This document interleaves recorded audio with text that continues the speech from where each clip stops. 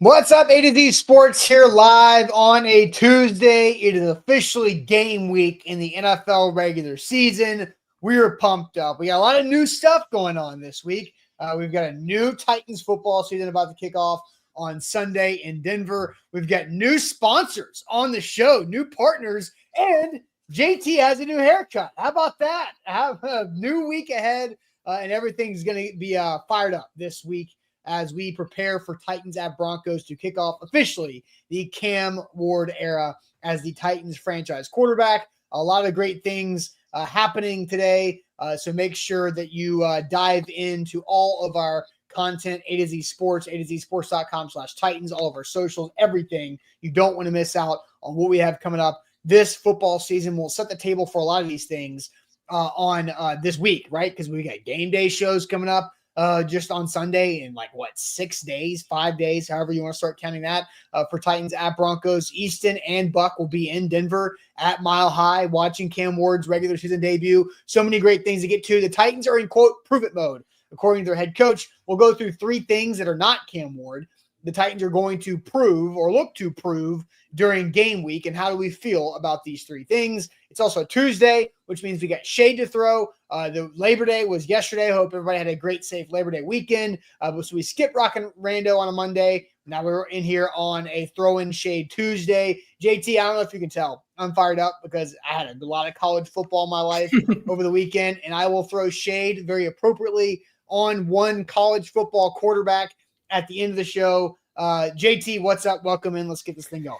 Yeah, what's up, everybody? Good morning, everybody in the chat. It is game week, and so I felt like I needed to have a fresh start. It was long overdue, and I said, you know what? It's time to get myself in gear for the Titans 2025 season, and that I did, along with our new show graphic and a couple other things that we have for you guys later in the show. But it's good to see all of you here in the chat this morning. It's, as Titans Kyle says, it's game week, LFG. Good morning to Joshua and John and Andrew and Eric and Katie and all of you guys in the chat. Tighten Up Ohio says his weekend was crazy. He had VIP passes to ESPN College Game Day, where he got to meet the whole crew, including Lee Corso on his last ever show. That's awesome. It says College Game Day won't be the same without him. I would say it won't be the same without Prime Lee Corso, because as a new college football watcher and watching him over the last year and a half or so, it's been a little tough. And says I will say, ran into Lawan and hand up. I was fighting off tears watching Lee Corso's last headgear, and I was doing the whole thing where I was standing 2 feet away from my TV, with my arms folded, just really intensely watching, because I've been watching Lee Corso on TV for about 25 plus years, as long as I can remember, being 35, catching up his entire career of College Game Day from my childhood. So yeah, so I get where you're at though, because the last several years of Corso were not Corso. Yeah. Exactly. But excited to get into today's show, talk some Titans to get you guys geared up for week one. Can't believe it's already here, but time has flown by. And as King VC says, we got to lock in, like the show. He says, impromptu good news. He hit the 30-year mark over the weekend. Happy birthday, King VC. Good to see you in the chat this morning. But yeah, lock in, like the show. If you haven't already, make sure you are subscribed to the A to Z Sports YouTube channel. Make sure you've liked the A to Z Sports Facebook page so that you don't miss any of our content coming up for this exciting 2025 season.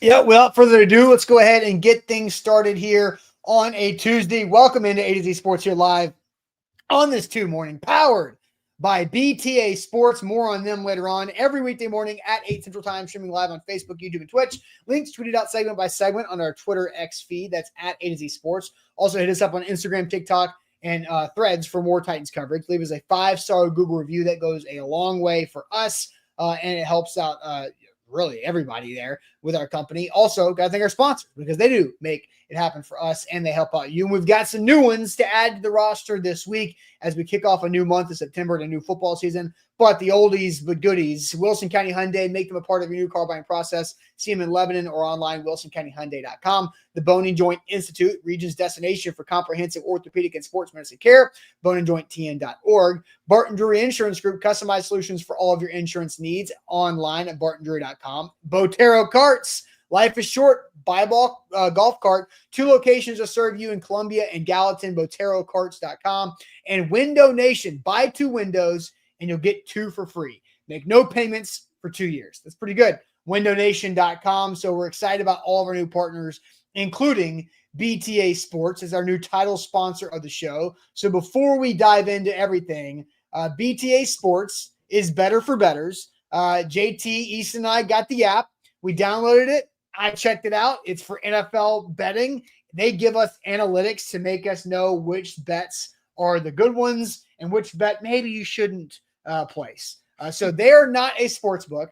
They're on our team, which is great. And BTA Sportsbooks, this has been in the works, building out their models for a couple of years now. So we're very, very excited to have them as our title sponsor of the show. The links are in the description on Facebook and on YouTube. If you want to download that BTA Sports app, whether it is Apple or Android app store, they've got you right there. And I will tell you that for this month, the season pass, full season pass is just $99. And you get a 14-day free trial. So it's only available in September. So check out those links there in the description. So BTA Sports, we'll talk a lot about them and have them work our content because they are literally on our team. They will show us how to make smarter bets.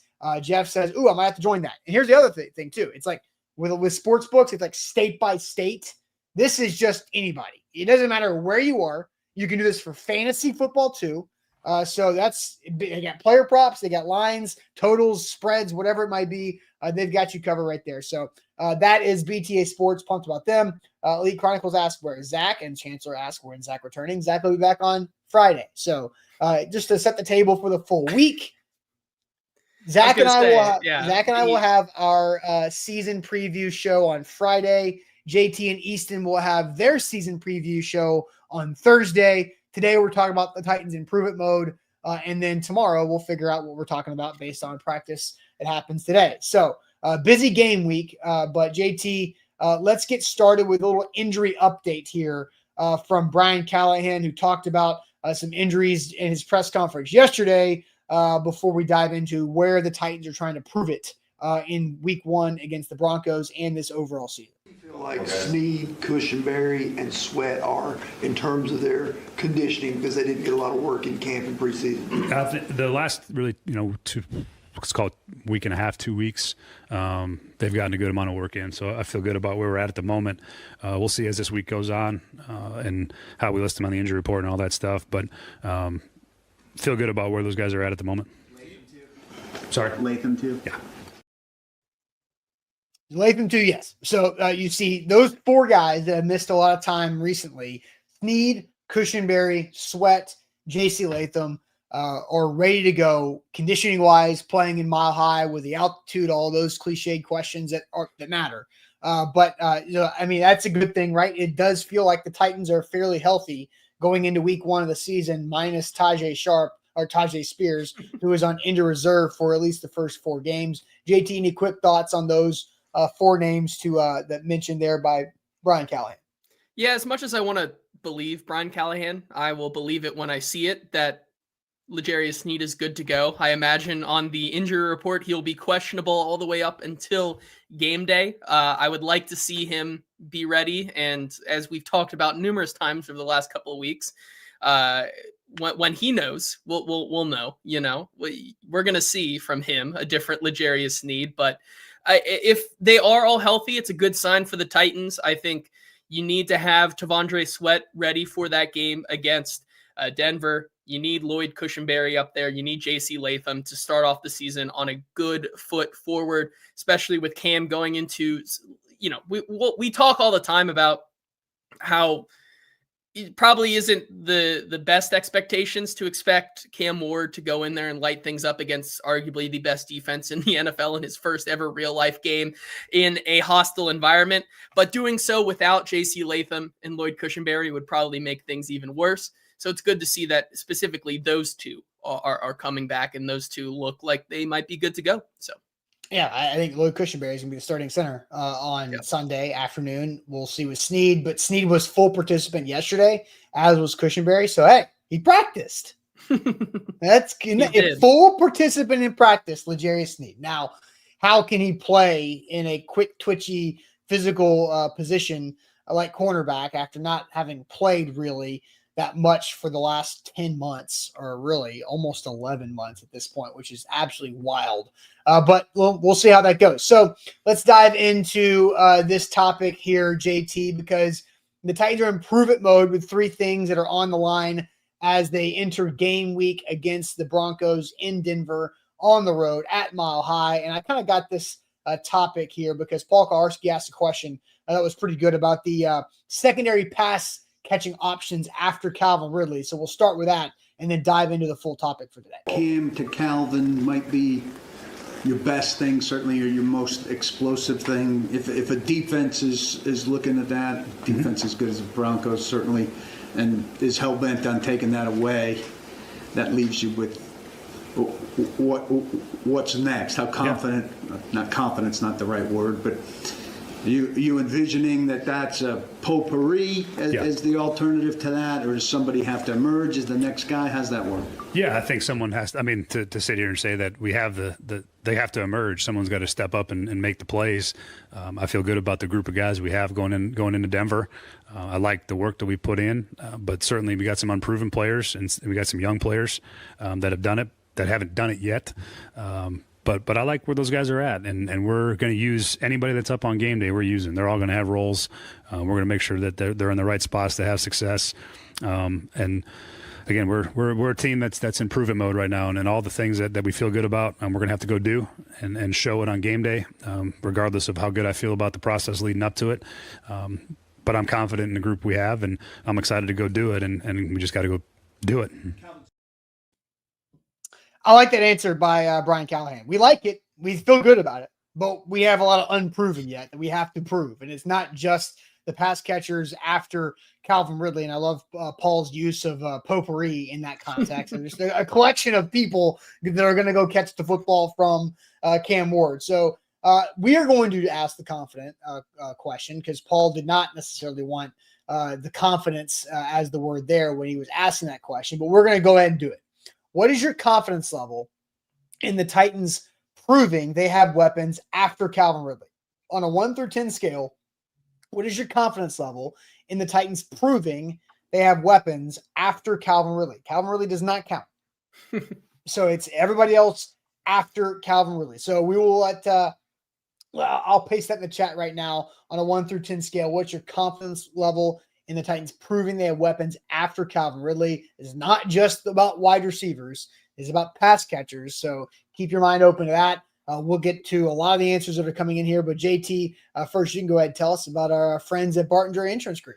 Yeah, Barton Jury Insurance Group. They are truly a one-stop shop for both your personal and business insurance. I know you and Zach felt that, from their buying experience for you guys, there's a number of different options and plans, the responsiveness, how your experience with their service team has been, and the feeling of the level of expertise they have. You felt good in doing business with them for all of the employees at A to Z Sports. They sell employee benefits, 401k planning, life insurance, workers' comp, liability, auto, property, umbrella, and surety bonds for all of your insurance needs. They are local and strive to provide excellent service, but also they want to take the time to make sure someone understands their insurance policies, because like me, I have no idea how any of that stuff works. So that's why we trust Barton Jury Insurance Group to do that for us. Local, very reliable, customized solutions for all your insurance needs. That's bartonjury.com. And our new friends, our title sponsor, BTA Sports, dominating the game. They're better for bettors. I touched on it a little bit there, but you can download the BTA Sports app on either Apple or Android. Use our code ATOZ when you download the BTA Sports app to get the full season pass for just $99. Plus, that includes a 14-day free trial, only available through September. So use the link in the show description on both Facebook and on YouTube. Smart bets, no guesswork.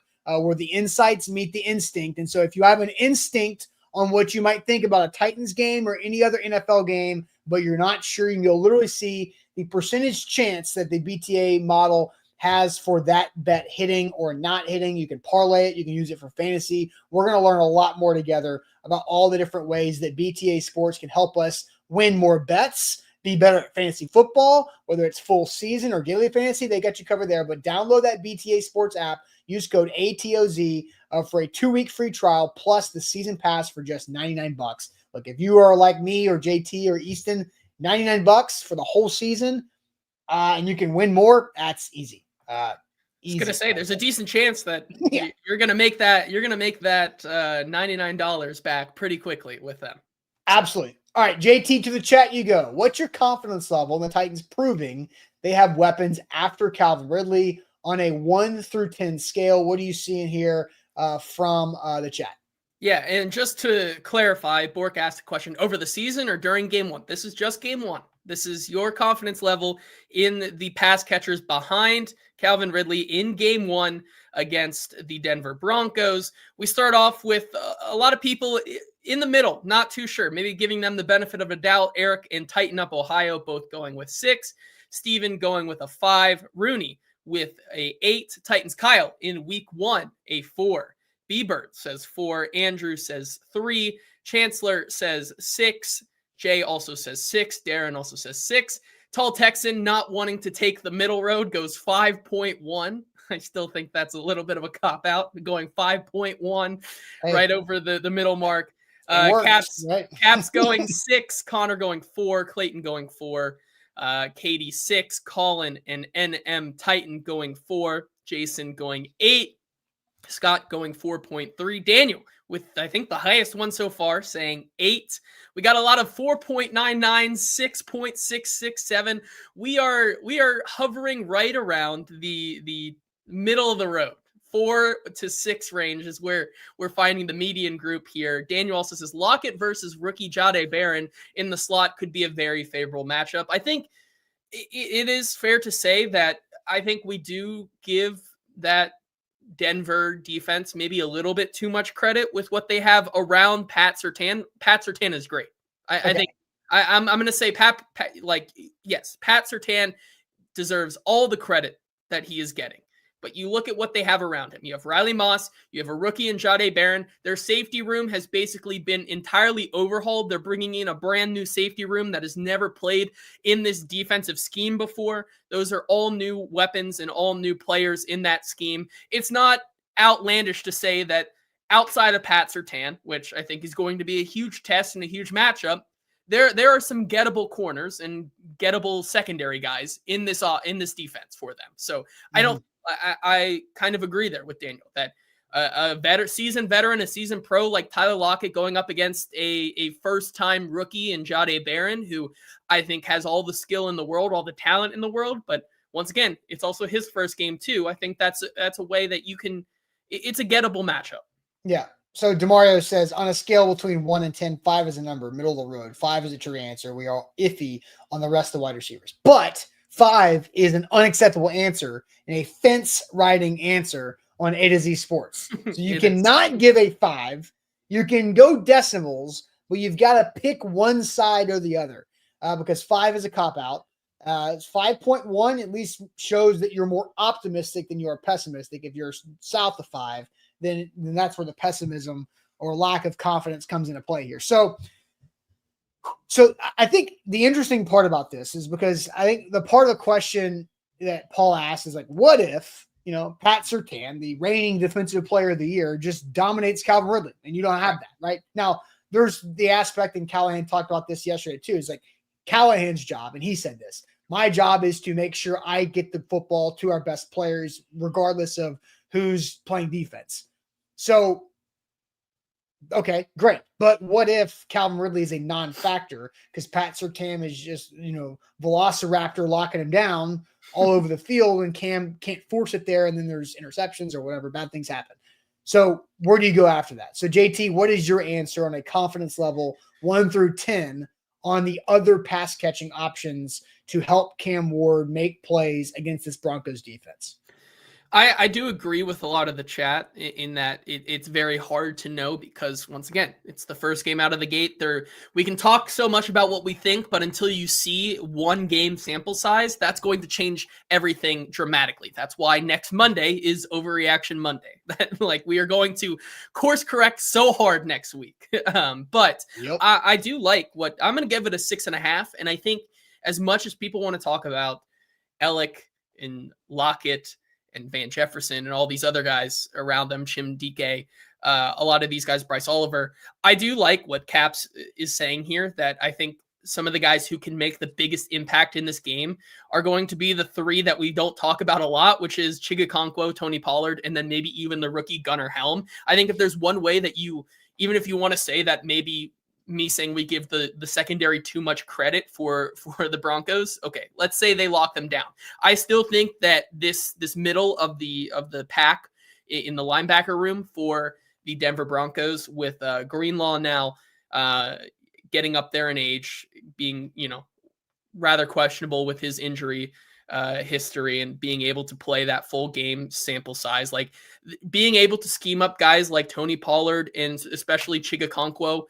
Something that Cam Ward loved to do in his time at Miami was target the heck out of his tight ends, including Elijah Arroyo last year. I think if you're getting locked down on the outside, on the perimeter, there's still going to be a lot of opportunity for guys like Chigakonkwo and Gunnar Helm and Tony Pollard out of the backfield. And I think if they can get those guys working early and getting those guys success early in the game, that's going to open up a lot more things. So I'm going to give them the benefit of the doubt, because pairing that with Brian Callahan's play calling, wanting to set Cam Ward up for success against a really tough defense, you're going to need to rely on some of those guys that you're not talking about too much.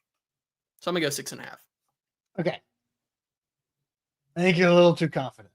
Little too confident. Okay. Yes. I'm going to go flat 4 because this is big boy football, and this is a very tough defense, right? Because not only did the Broncos have the reigning defensive player of the year in Pat Surtain, they also led the league in sacks last year. And so that's a situation to deal with. Yeah. So I think where I look at this is like, yes, the reason why you signed Tyler Lockett and signed Van Jefferson to this football team is so Ellick Ayumana and Chim Dike aren't the ones with all the weight on their shoulders if the defensive player of the year is up against Calvin Ridley.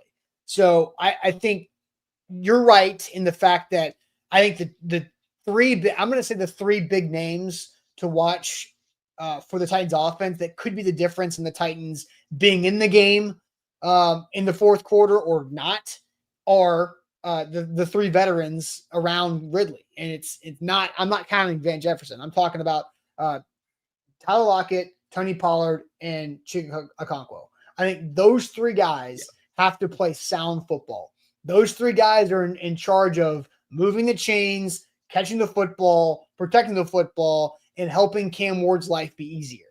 And I think that is a big deal because those three guys usually are check down type routes. Chig's got some ability to go down the field and stretch it for sure. Lockett doesn't anymore at his age, and Tony Pollard's out of the backfield. So I think if you're trying to help slow down the pass rush and get some quick, easy out of the hands of Cam decisions first, then I think it's those three veterans that will help Cam Ward the most outside of Calvin Ridley. So I'm going to 4 though, because we haven't really seen much. I doubt Chig. I'm just going to always doubt Chig when it comes to the month of September. Okay. So what has he done in September? Nothing really, ever. He's never done anything. I mean, he did score a 70-yard touchdown last year against the Bears in week 1. Check the stats on that. How long of a touchdown? I remember he scored a huge touchdown for them. Against the Texans in December, and he did score a touchdown against the Bears, but it was not 70 yards. It was like a corner route, maybe 13. Maybe it was yards. It was like 50. 13. No, it was like 13 yards. Hold on. It was 13 yards. I'm 13 is my guess. Okay.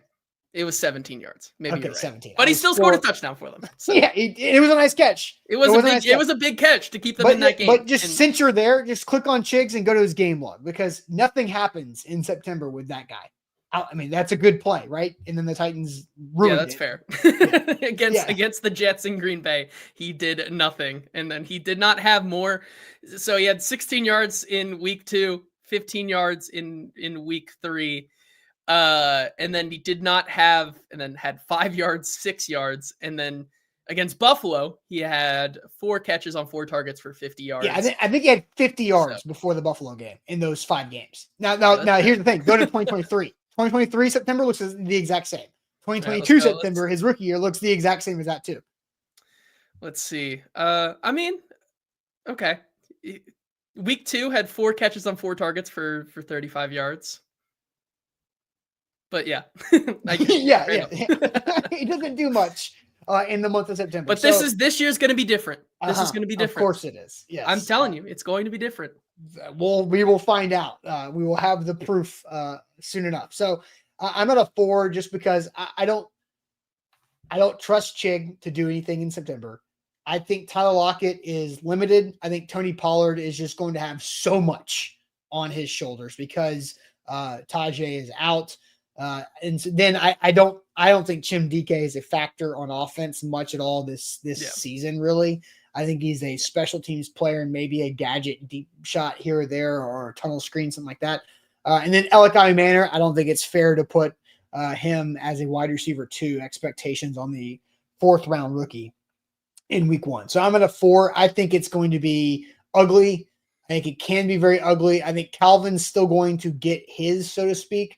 But I think really, I'm not super confident this upcoming week about the supporting cast outside of Calvin for the pass catchers to really, it's going to take some time for those guys to get comfortable. They're starting off with like the AP test in week 1 of their entire career, which is tough for Alec and for DK. So any other thoughts on this topic and this, because we got prove it mode, right? Like, as, like to quote Callahan, like, I like what we got. I like where they are, but we haven't done anything. We got to go do it. You got to prove it. I think in that, not only does that speak for week 1, but it will for the entirety of the season, just because they don't necessarily prove it against one of the best, if not the best defense in week 1, doesn't mean that it's going in the long term to prove that these guys can work and these guys are going to find success for this team this year. But I do think that it's important for your coach and Brian Callahan to say initially that, yeah, you guys we've backed you up a lot this offseason with a lot of talk and a lot of praise for what you've done early on in your young careers, specifically guys like Alec Manor and Gunnar Helm and Cam Ward, but it's time to go out there and play ball. So 100%. All right. On the next prove it topic, we've got 3 Titans things they have to prove that they like. We'll get to the next one here in a moment, but first we'll tell you guys about another one of our new partners. That is Window Nation for September. You can buy 2 windows and get 2 windows free. So don't miss out on that. So this is Window Nation's most popular offer. Schedule fast at windownation.com to get a free estimate now with the pros at Window Nation. So whether you have old drafty windows or cheap builder grade windows, now is the best time to replace those windows to protect your home ahead of the fall weather and ahead of winter weather. Get replacement windows from Window Nation. Get top quality, energy efficient windows from a trusted company at a reasonable price. Again, save big this month. Buy 2 windows and you'll get 2 free. Make no payments for 2 years. You won't have to deal with monthly payments or down payment or interest until 2027. That's crazy. You can buy 2 new windows this fall and you don't have to pay anything until the Titan Stadium opens. That's nuts. If you think about that. Hurry. But this sale ends September 30th. That's 866-90-NATION is the phone number, 866-90-NATION, or online at windownation.com. We are also brought to you by BTA Sports, another great deal in the month of September. Use code A to Z Sports for $99 season pass plus a 14-day free trial. It's only available in September. You can use the link in the show description. Smart bets, no guesswork. Like we said, if you are a sports bettor like we are and want to make the most of the 2025 season, that $99 season pass with them using their analytic backed models to give you the bets that are most likely to hit. You're going to make that back as quickly as you bought it. So BTA Sports delivers data-driven NFL picks, tools, and projections built for serious fans and smart bettors. BTA, better for bettors. Use the link in our description to sign up. All right, so JT, the next prove it thing on the list is the offensive line. How can the Titans prove they fixed the offensive line? Here is head coach Brian Callahan again. After all the emphasis on offensive line since you've gotten here, how confident are you that you guys have kind of solved these issues, and what gives you the confidence that it's been solved? Well, we've played well over the course of the training camp and preseason. That's the first thing. It's an earned confidence is always earned. I think we've earned some confidence there. But again, we're going to go face probably one of the premier fronts in football, and we're gonna find out. These guys are really, really good. They're good against the run. They rush the passer as good as anybody. So yeah, we got a real stiff test, and we're going to find out. But I feel good about where we're at. I think a lot of it's due to the work put in. You see that we're a more talented group up front, I think, from positions 1 through 5. So looking forward to the test. I think it's going to be exciting. I think we agree with Brian Callahan. They're more talented in the offensive line than they were previously, and they have been in years. But do we trust it? Because Lloyd Cushenberry is back. We feel very good about him being the starting center on Sunday in Denver. But, as Nick Suss asked the question, how confident are you that you fixed the offensive line problems? So here we go again. JT, if you want to put the question in the chat, what is your confidence level in the Titans proving that they fixed the offensive line on a 1 through 10 scale? Because as Brian Callahan said, we'll quote it again, the theme of the show, they like what they got, but they got to go do it. And they're doing it against a team that led the league in sacks last year in the Broncos defense, and also had the reigning defensive player of the year in corner Pat Surtain. So what is your confidence level 1 through 10 on the Titans proving they have fixed the offensive line from its serious issues over the last couple of years? JT, the comments are already flying in fast. These are probably lower than the previous question. We'll find out. Maybe? I don't know about that one. Okay.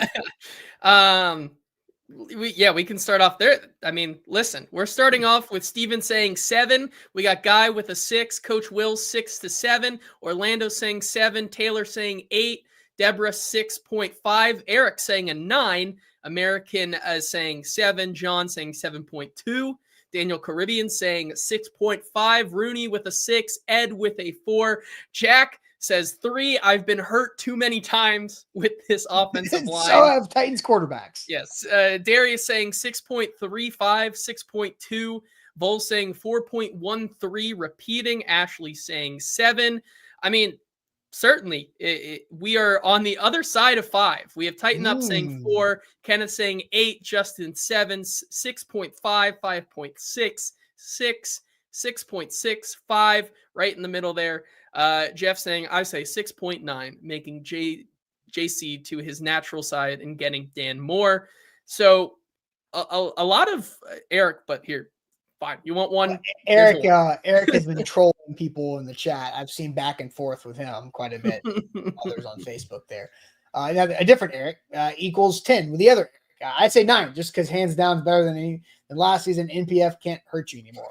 That's true. Nicholas D. Frere does not have a job in the National Football League, which is appropriate because he does with fantasy. So maybe did that roll over? Was that a 1-year deal? I don't know. I have no idea. Yeah. No. So I'll go first here. Okay. I am absolutely more confident in the Titans offensive line than I am in their secondary pass catchers minus Calvin Ridley.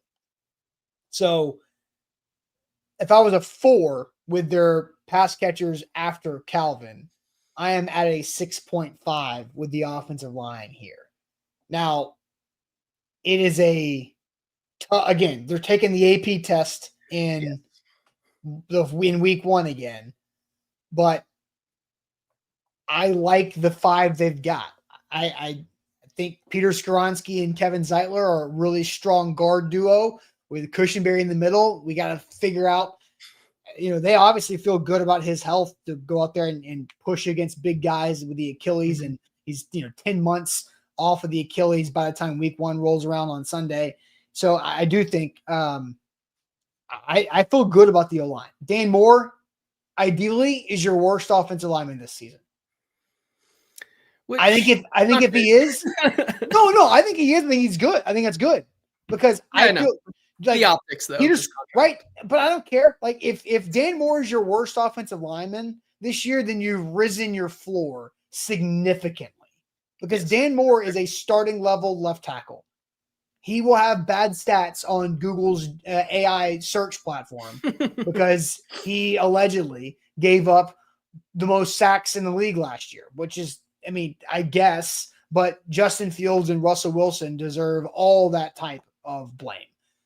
And, you know, you play in the AFC North and you're going to go up against the best dudes in the league when it comes to that. So I like JC Latham where he's at. I feel good about this O-line. I'm at a 6.5 just because, you know, it's a tough test, but I'm on the optimistic side of the fence here. Yeah, I want to say I agree with you because I do think that my confidence level in this offensive line being much, much better than it was last year is like at an 8.5 for the season. That being said, week 1, I think I'm the inverse of you on both. I think I'm at a 4 just because I like what they have. I think there's a lot of questions about Dan Moore. I really just still, for me, I need to see it against I'm not going to say that this is the world beaters of pass rushers that they're going up against, but the system that they are going up against this week is so complex that I find it pretty hard. I also, you know, once again, I think there is still a question, like if Lloyd Cushenberry is truly good to go, and we have to wait until the final buzzer to see that and make sure that he's out there, like I'll feel maybe a little bit better. But I think just because of how complex this defense and this pass rush that they're going up against, I'm for this first week, I'm at a 4 just because I think it is a really tough environment to go up against. And it is a really tough environment for this offensive line in their first game together to go up against. It's a tough test. But in terms of season long, I couldn't be more confident. But I think this first week is going to be a really, really tough test. But you're below the line. Yes. But you're above the line on the pass catching question. Yes. That makes me think of a poll question idea maybe towards the end of the show. Okay. I mean, Caps's Cush scares me. I get that, but it would be coaching malpractice and I mean medical malpractice if Lloyd Cushenberry is out there and he's not ready. Yeah. You know, like, so I think you kind of have to give the benefit of the doubt that it's true. And I do think that there's also an element of this that Corey Levin has gotten 3 straight games with Cam Ward practicing, 3 straight games in the entirety of the preseason to work on silent count with Cam. And now you have to really kind of rush that connection on silent count with Cam going into a hostile environment with Lloyd Cushenberry. But Lloyd is a pro. I would hope so. Yes. Lloyd played in Denver. Like, he knows the building. Like, Lloyd knows where to go in the concourse, the lower event level concourse of that stadium. You know, he's kind of, there's got to be that comfort level there that will help him quite a bit. And Lloyd's played a ton of games. Like, I feel, and Callahan was asked about this, and we don't have the clip, but Callahan almost said something that made me think that Lloyd Cushenberry and Cam Ward have been getting work in together before Lloyd came off of PUP, but Callahan kind of caught himself. I don't know if you picked up on that or not. It was like, they've been making up for lost time. The way he kind of like corrected it, because I don't know the rules around that. But, I mean, nobody can stop him if Lloyd Cushenberry and Cam Ward want to go to a park in the summer and take snaps from each other. Like, they can do that in their own time. But, like, that's what it feels like, that they've been doing things on their own to make sure that they're good. And I don't feel that worried about that. Chris says Cush was shaky last year before the injury. What are your thoughts on that? Because you would know and remember this probably better than I would, even if I remember that Chig's touchdown catch was not a big play. It was in the red zone against the Bears last year. You might remember this part of it better. I mean, so this is it's tough, right? Because year one with Lloyd Cushenberry, I think there's a lot of different factors that went in. But I would say that there were quite a bit of questions surrounding Lloyd Cushenberry's impact early on for this team. I remember the questions that Paul Kaharski and Terry McCormick were all asking about Lloyd Cushenberry early on. That being said, I think the unfortunate part is that the game before he had the injury and in the game that he had the injury, you started to see him turn the corner as Orlando. I agree. I would say the first 4 weeks were pretty shaky for him, but once he got that kind of the new, I guess you could say the new Bill Callahan scheme and the play style under his belt, he started to play really, really well. And so I think you go into year 2 now with Lloyd Cushenberry here. I think I feel pretty confident with his play where he is right now. It's more of a health question for me.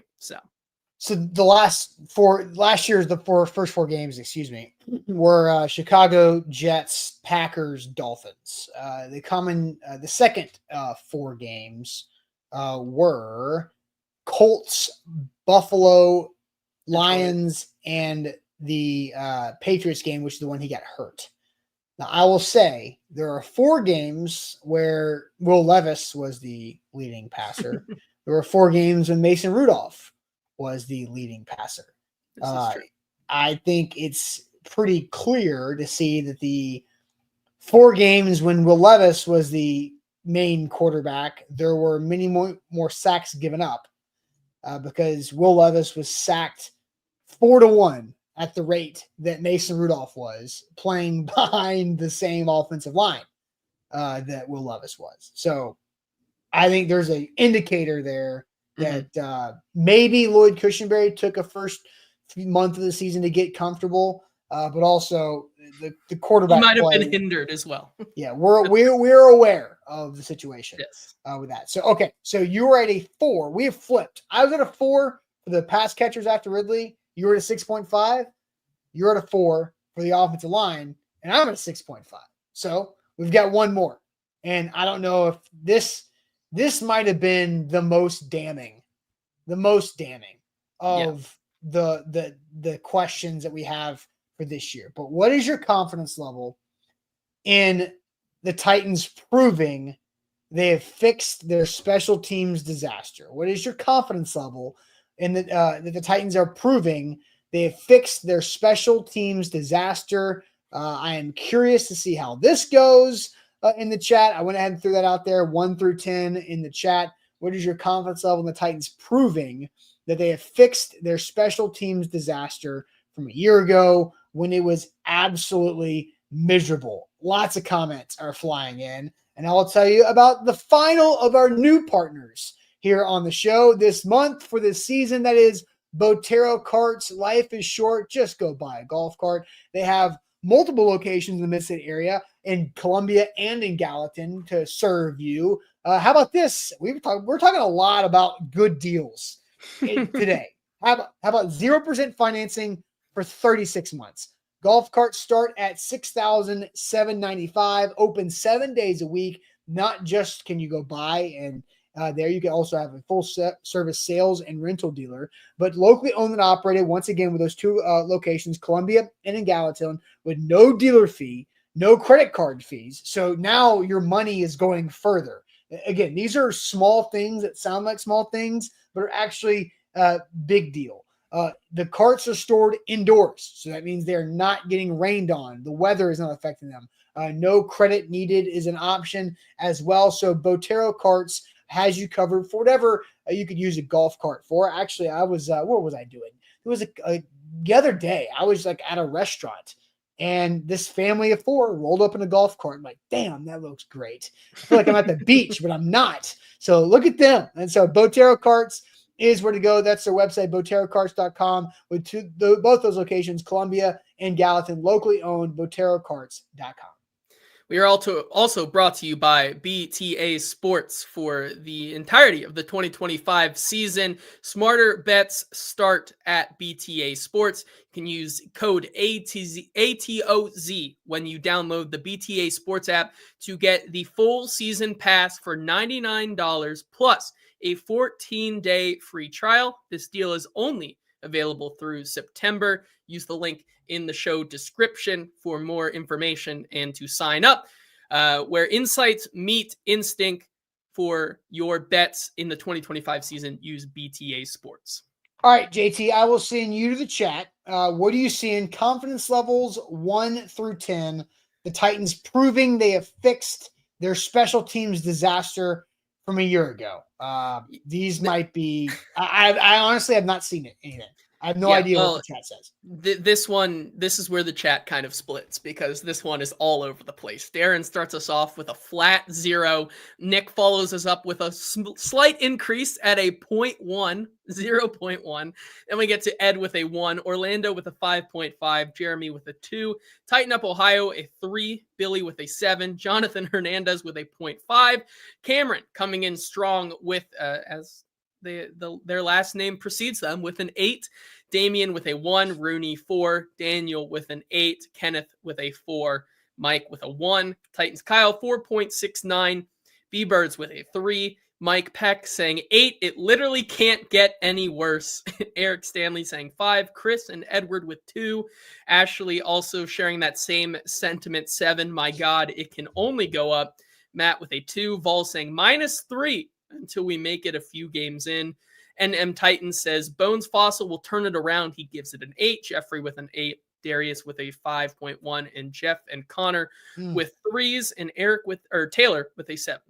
All right. So I see Edward says is responding to Eric saying losing, not loosing, but losing Stonehouse is not going to help. Oh, by contrary, they believe that Ryan Stonehouse was a problem.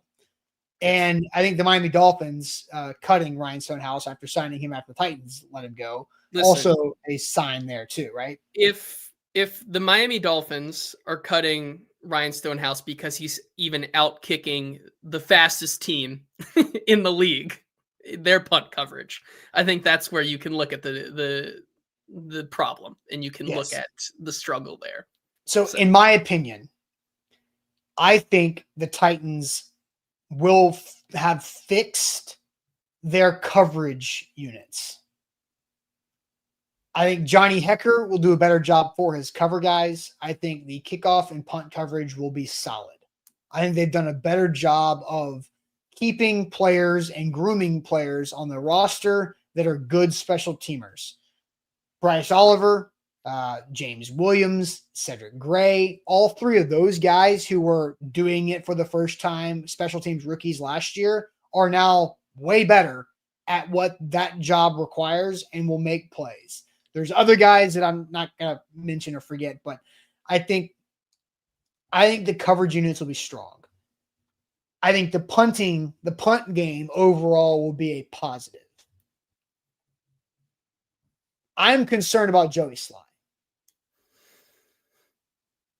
So, which is crazy because the only thing that didn't suck last year with the Titans special teams was the field goal kicker, Nick Folk. Correct.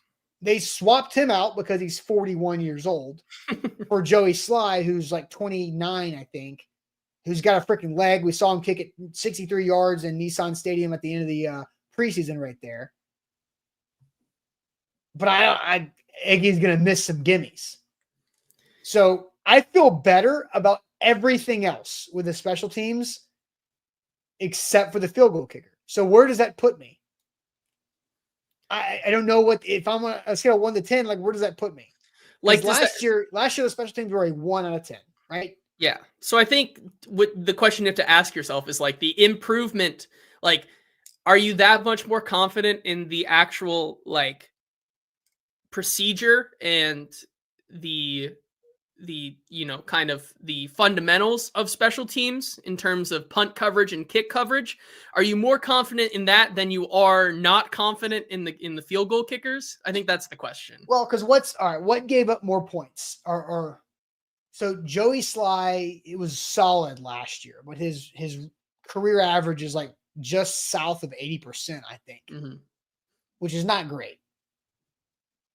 But the Titans gave up so many points Correct. in yards in the return game and by fumbling their own returns Mhm. last year that way, way outweighs Joey Sly potentially missing.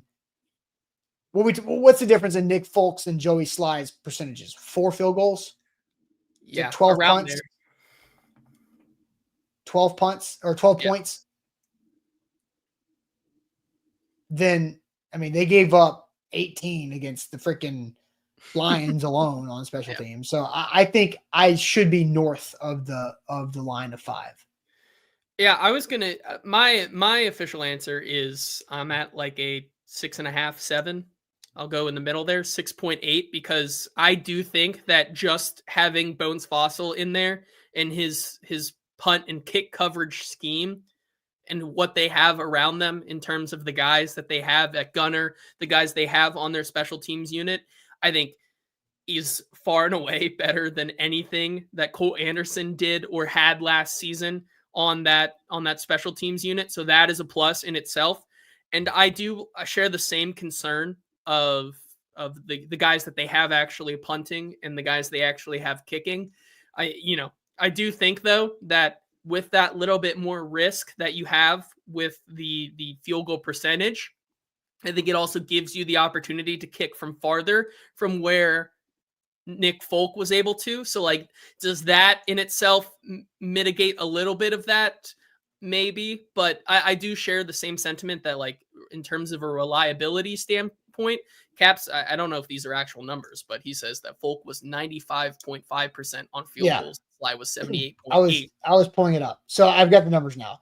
So Folk was 21 to 22. So only kicked 22 field goals. And he was 25 to 25 for extra points. So 100% extra points. So last year, Joey Sly was with the Patriots, also a bad football team, but kicked 11 more attempts. He was 26 of 33. So he missed 7. And he missed 1 extra point, which was 25 of 26. So if you're talking actual like points, the difference of that was 19 points. But he also added 5 more made field goals. And I don't know the distances, right? I mean, he was 6 and 9 from, actually, I kind of do. He was 6 and 9 from 50 plus was Joey Sly last year. Nick Folk last year was actually 6 out of 6 from 50 plus. He was really good. But so I guess 3 of those misses for Sly were 50 plus. It's about half of them. Yeah. So, if you're going to miss a field goal, missing it 50 plus is not bad. Now, he missed one that was in the 20s. He missed one in the 30s, and he missed 2 in the 40s. That's not good, right? If you're missing 4 field goals under 50, but 3 over 50, you can live with the over 50 misses. The under 50 misses sting. Correct. But he kicked more field goals. Yeah, I feel more confident in this unit as a whole, and with that, I think with the sample size, I feel pretty confident with Joey Sly. Now, how this affects the altitude and all these things, I'm very interested to see how they use him this week and in what situations. But I'm going to stick with my answer around like a 6.8 because I think just because what they have in that punt protection and the kick protection, I think it's so much better than anything they had last year. As Eric says in the comments, Colt Anderson can't hurt us anymore. Yeah. That's where I am. Yeah. It'll be better. And I know the Titans had a lot of preseason penalties on special teams. That's because you have guys that are not making the team playing special teams. Like Mason Kinsey, I think, at least had 2, maybe 3 special teams penalties. He's not going to be playing in week 1 or week 2 unless injuries happen. So, especially in that role. Okay. So I have a way we're going to pull these all together.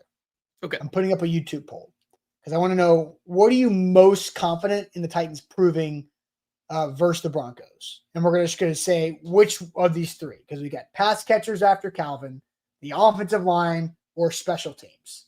Which are you most confident in the Titans proving that they've addressed appropriately in this game against the Broncos. I'll put up that YouTube poll. But JT, tell us about our old friends at the Bone and Joint Institute. Yeah, the Bone and Joint Institute, the region's destination for comprehensive orthopedics and sports medicine, boneandjointtn.org. Whenever you get hurt in life, you have to know who to trust. That's where the Bone and Joint Institute comes in. They're located in Franklin with over a dozen specialists who can help you through any type of injury. They have a state-of-the-art rehab facility on campus to help you recover. Bone and Joint can do everything under one roof for your convenience. That includes clinic, testing, imaging, surgery, and rehab. To schedule an appointment, go to boneandjointtn.org. Got to thank them again for joining us for this 2025 season. All right. Also, BTA Sports, our brand new title sponsor. We mentioned them a few different times.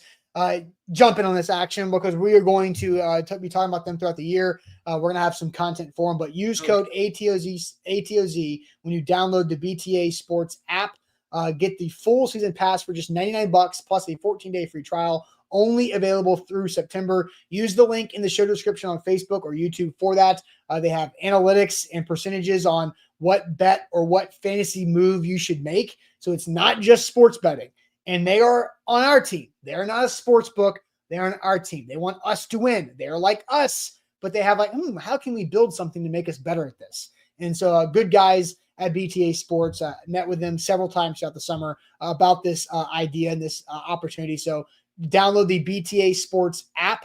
You can do that by clicking on the link in the description. Code ATOZ gets you a $99 season pass with a 14-day free trial right there with BTA Sports. Download that app right there. All right, so the YouTube poll is up. We'll get you. Let's see if you want to go to the chat since Facebook can't answer the poll as we let the poll kind of marinate a little bit. That question is, what are you most confident in the Titans proving versus the Broncos? The pass catchers after Ridley, fixing the O-line, or fixing special teams? Darren starts us off with the offensive line. Tall Texan and Darius Horton join in. They're saying they are the most confident in the offensive line. Rooney says he's most confident in the pass catchers. Pastor says he's not sure about the rookie returner. Ashley saying, which I think is fair. That we did not. You did not talk about that. So yeah. So as of right now, we think Chimdike is the punt returner, kick returner. Yes. James Prochet could be a game day elevation. True, but I think they would elevate two, right? You only get 2 game day elevations, and Corey Levin's gonna be one of them. Oh, you mean 2 on? Okay, sorry. Yeah. On one that game. Day. Gotcha. Yeah. So Corey Levin's gonna be one to be the backup center to Cushenberry. Yes. So now the second one's either John Ojukwu to be your extra jumbo tight end, or James Prochet to return kicks. But if they pull James Prochet up, then Chimdike is inactive. So I'm not sure. It's going to be very interesting. Ashley says that she's the most confident in the offensive line. Daniel says he's most confident in the pass catchers. Eric also says he's most confident in the pass catchers. Will Levis can't hurt us anymore. Jeff saying O-line. Ashley saying O-line. Brad saying O-line. John says Gunnar Helm has made him so much more confident in our passing game. Justin and Kenneth both saying O-line. Cap saying pass catchers. And with that being said, not that confident. So I'm not sure if that's the inverse of the question there. Malachi Perry saying offensive line. They're the only ones to actually have a good looking preseason. I think that's maybe fair.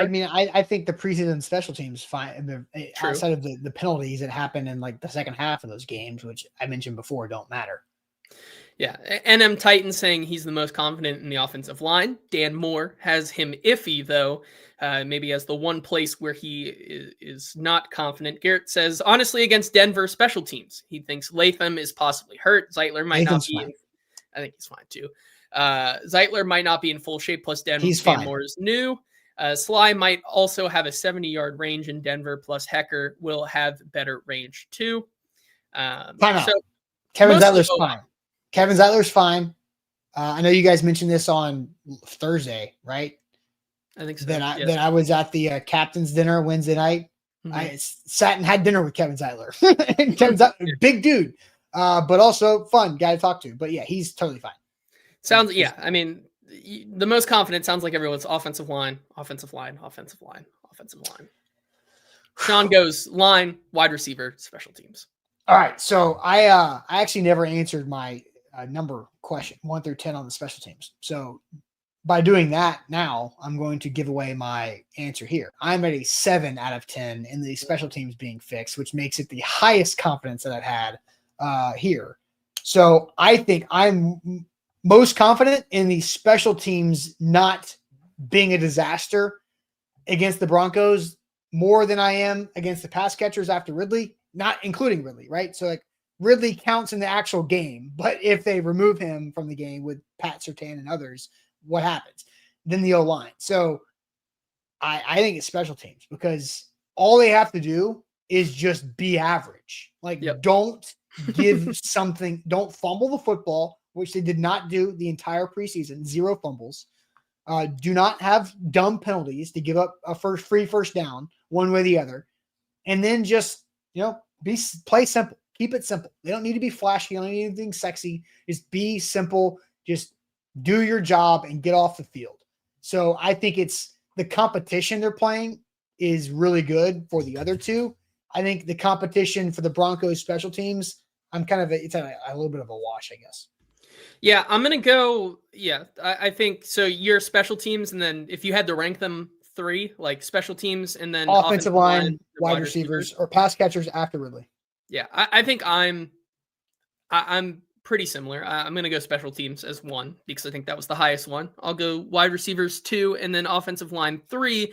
And I agree with Vols in the chat. Do people realize they're playing a very good team against an O-line that is yet to play together, all 5 of them together, against one of the best in one of the most elusive and complex defenses that they'll face all season. Like, I'm not saying, like, once again, I feel very confident in this offensive line all season. I just think this first game is a really tough opportunity for them. So I'm going to go special teams, wide receivers / pass catchers, and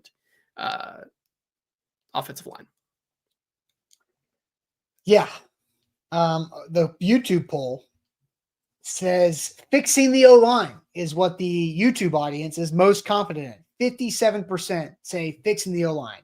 22% are more confident in the pass catchers after Ridley, and 20% is fixing the special teams, which is where our first vote.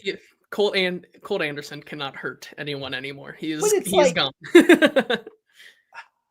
I guess one special teams disaster play is probably more impactful on the scoreboard than the other 2 in one play, right? Yeah, absolutely. Like one muff of a punt blows, right? Like you watched like the South Carolina game, right? Your Gamecocks. Yep. One penalty on that Virginia Tech punt team, redo the punt, 80-yard touchdown the other way on the redo. Just don't have a penalty. It's also very, you talk about a defense that is going to be putting it all together for the first time in Denver in the high altitude where it's hard. You talk about a defense, let's say they bend not break, hold them to 2 first downs. They've been on the field for a while. They finally get a time to rest. They get a big stop where you're punting it away. Chimdike fumbles the ball. The defense got to get right back out there. Yeah. You're pretty much dead in the water at that point. Like that's, especially in a place like Denver, it's going to be tough. So that's why you have to mitigate those mistakes. For sure. Now, Vol says, agree, JT, because he's been negative on the show. He goes, he just wants to put it out there. He goes, my outlook for the year is high. It's just a rough game to start. So not all negative right there. All right. It is now time to throw shade. It's a Tuesday. We were off for Labor Day. So hope everybody had a good Labor Day weekend. So it's now time to throw shade at the end of the show. If you have shade you want to throw, we got a weekend's worth of college football to throw all the shade you want or whatever it is in life. You can throw some shade. So here we go. Throw it in the chat if you got it.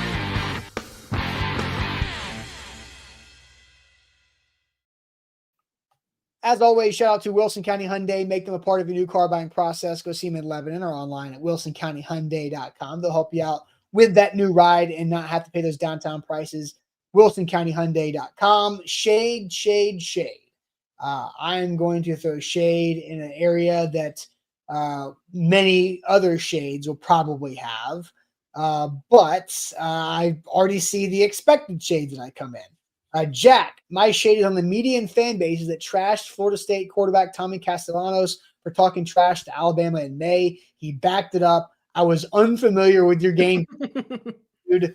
That was a real big, like, call your shot months before. Correct. And then back it up. I thought that was one of the dumbest things that he could have done. But, dude, I mean, Alabama. Orlando, shade on the Alabama athletics department for letting the team fly home on the team plane. Should have left them and made them walk all the way back. Absolutely embarrassing display of passion, energy, and effort Saturday. I mean, yeah. Alabama's not in a good spot right now. And not a lot of people have any sympathy for that. My shade is that as a first time really in the weeds watcher of college football this year, and as somebody who edits our great Alabama content here at A to Z Sports, I've for the last 4 or 5 weeks, I've been just absolutely spoon-fed hype about this Alabama team. That Ty Simpson could be a Heisman contender. Everything's going to finally click under Kalen DeBoer. And then I watched that and I said, wow, this team is hilarious. So maybe it's more shade on Kalen DeBoer in the fact that he is a product of Michael Penix Jr. because Michael Penix Jr. essentially got an offensive coordinator from Indiana, the head coaching job at Alabama. So, yeah, pretty brutal overall. So I saw some things on the message board Twitter account that just goes finds the gold for message boards of yes. Alabama fans I think college football, the one that we know and loved, it's dead. It's gone. College football, it's broken, guys. College football is broken, and everybody's like, no, we've been doing this for 20 years while you guys have been winning title after title with all these expectations. So Jeff throwing shade on ESECPN changing their tune on Texas after Ohio State exposed Arch, saying they, quote, didn't live up to the preseason hype. Yeah, it was all y'all who hyped them up. Feinbaum, Arch is the best player since Tim Tebow. Yeah, Arch was really bad. Eric says shade on all the Arch Manning overreacting. I mean, you got two there on either side. I mean, Arch Manning was really bad on Saturday from throw number one. And I expect him to bounce back. I think he was shook. It seemed like he was just too big for the moment. Have you ever had a dream, JT, where you are dreaming that you have to run somewhere, but your body won't do it? Mm-hmm. Arch Manning lived that, I felt like, in the shoe on Saturday. Any thoughts on Arch Manning in Texas? Yeah, I think he'll improve. I think this is a guy that, maybe I'm glad that we're not going to have to talk about him. Maybe hindsight is 2020, and I'm glad that we have Cam Ward here now that we can discuss him and not have to worry about that. Nick says, our team's still tanking for a Manning. Yes, I think Jerry Jones is still all the way in on tanking for Arch Manning. If I'm kind of sad that Jim Irsay is gone, because my big scheme the entirety of the last couple of years was always that Jim Irsay is still sinking the ship deliberately so that he can get another Manning in the building and do that. But I think he'll be back. I think he'll bounce back. Donald, everybody point laugh at Alabama, Texas, and Nico. So my shade was going to be on the Iamaleava family for making a terrible decision and trying to blame the Tennessee offense on their reasoning for leaving Tennessee for UCLA. When UCLA's offense is putrid, Nico looked lost. He had the same problems, missing open receiver down the field high, throwing a bad pick, 50% completion percentage, taking bad sacks, not feeling comfortable. Meanwhile, the guy that UCLA had before, Joey Aguilar, threw for 247 yards and 3 touchdowns and ran for 40 yards in his debut for Tennessee against Syracuse in the Mercedes-Benz Stadium in Atlanta over the weekend. So I think the Iamaleava family dropped the ball massively. And I feel like Nico is the victim of all this. And he played a part in it, but his career trajectory is completely different. Completely different. And it is miserable to be a part of that UCLA program right now. So tough stuff, Nico. And it looks like the Vols offense pretty good when you can hit a deep ball. Yeah, I think that's fair. I don't know if his career trajectory I think changed. it's toast. Maybe it changed. Maybe it changed from a mid day 2 prospect to now undrafted. JT, you are more likely. This is my opinion. I think we are more likely to see a Nico Netflix doc about where it went wrong than see him starting in the NFL. Well, I mean, that's probably fair. I don't know if he ever would have started in the NFL though, even if he stayed at Tennessee. But the And that's just. But he was neck and neck with Arch Manning as a recruit. Right now, Sure. all that is a little bit different now with Arch doing what he did. But like, I don't think Nico. I think he tanked his career. I think his family and him tanked his career. We'll see, because the red flags are all over that family. Hey, maybe he'll be what is it? The Memphis Steamboats or something? Yeah, he ain't come back in this Arlington Renegades. I don't think he's coming back to Tennessee to play any level of football. Arlington Renegades. There's your new quarterback 1 in 3 years. Yeah. All right, JT, what's your shade? My shade is on Kalen DeBoer. That one. That was mine. I think Kalen DeBoer is I want to say I think he's a fine coach, but he is totally two-faced his way into that Alabama program. I think you look at the reaction that Nick Saban had last night on the desk before the UNC game, which that's also another one that you could probably throw shade at Bill Belichick and that whole thing. But yeah, man, tough times in Alabama with Kalen DeBoer, especially with where they were starting the season and the promise and the hype that I was spoon fed. So there's film cut-ups on Twitter of Alabama's defense and like players just not running to the ball. Yes. Yeah. And you're like, what? I didn't even know that was a stat. I forget what they was called. It's like loafing, like they're like loafers. I think that's like someone deemed that a stat, saying like how many times they saw a player not giving full effort and they considered it a loafer. I think someone said 23 when they watched the All-22, which is crazy. Nuts. Crazy. Jack also says Vandy's QB had his brothers arrested. I don't know if he did it, but Diego Pavia's 2 brothers arrested for what is it with quarterback families fighting and doing things? I don't know. Avery Johnson's dad and brother get into a fight in Ireland, and then Diego Pavia's 2 brothers getting arrested same night. Crazy.